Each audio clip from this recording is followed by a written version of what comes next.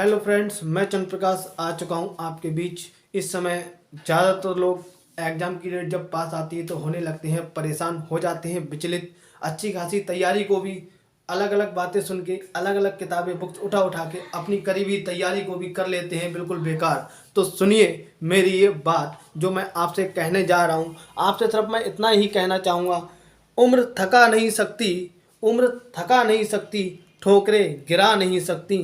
उम्र थका नहीं सकती और ठोकरें गिरा नहीं सकती।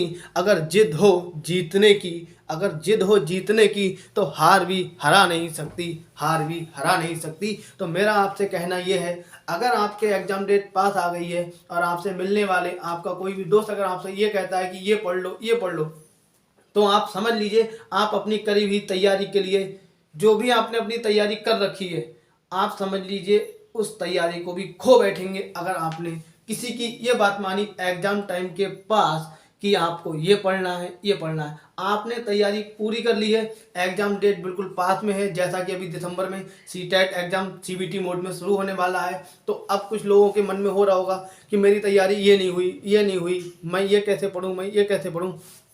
तो आपको इस समय ये बिल्कुल भी नहीं सोचना है कि मैं कैसे पढूं, क्या करूं। आपने अब तक जो भी तैयारी की है, जो भी आपने अब तक पढ़ा है, वो आपके लिए बहुत है। आप सिर्फ इस समय उसको रिवाइज करिए, रिवाइज करिए। आप लोगों की बातों पे ना जाओ कि ये प्रैक्टिस सेट का लगाओ, वो प्रैक्टिस सेट लगाओ, वो बुक लगाओ। जो प्रैक्टिस सेट आपके पास है, जो प्रैक्टिस सेट आपके पास है, आप उसे ही लगाइए। जो आपने पढ़ा है उसको सही से इस समय रिवाइज करिए, क्योंकि इस समय ये नया पढ़ने का टाइम नहीं है।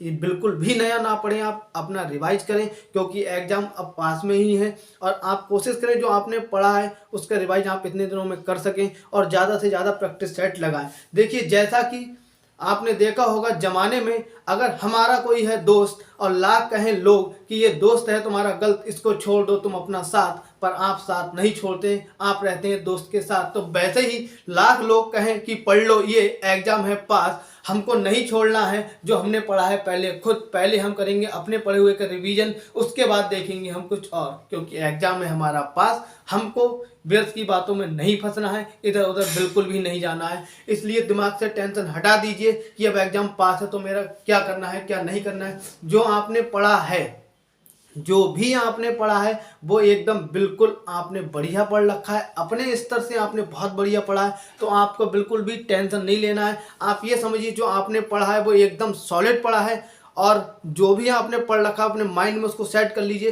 कि मैंने बहुत ही बढ़िया पढ़ा है, मैंने दूसरे से अच्छा पढ़ा है, और आप उसको रिवाइज करिए। ये समय आपके पास जो भी प्रैक्टिस सेट, उस प्रैक्टिस सेट को ज़्यादा से ज़्यादा लगाइए, जितनी बार हो सकता है उतनी बार लगाइए, रिवाइज कर लीजिए। पर आप कुछ भी नया ना पढ़ें, ना पढ़ें, ना पढ़ें। वही कहते हैं ना, क्या कहते हैं कि जब आप सही रास्ते पे जा रहे होगे तो 10 लोग कहेंगे ये पढ़ लो, ये पढ़ लो, ये पढ़ लो।